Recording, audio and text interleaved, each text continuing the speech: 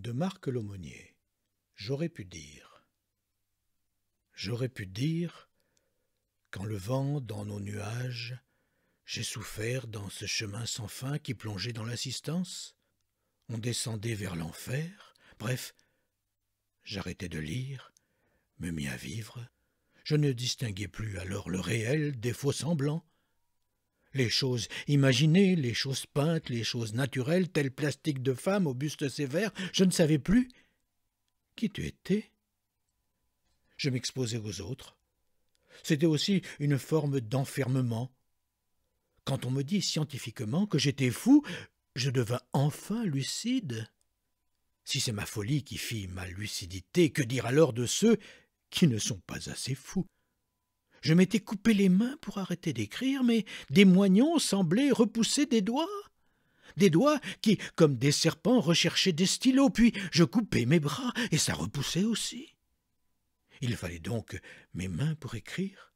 C'était mon Sisyphe à moi, d'autant plus gênant que, quand le génie manque, je ne voulais offrir alors que des moignons, ou du moins des choses manquantes.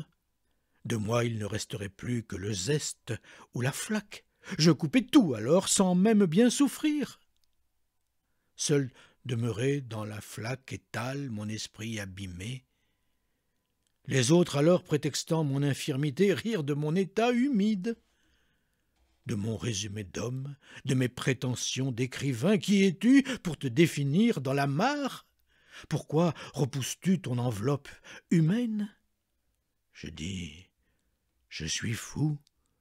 Je ne suis pas un homme, mais simple résonance du vent dans les nuages, le tempo rythmé des battements de mon cœur, dans l'air, alentour, et les grands peupliers hautains.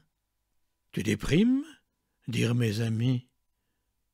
Je me bats, répondis-je plutôt. Je me bats pour vous satisfaire, je m'habille pour vous plaire, je fais attention alors que je n'en ai guère.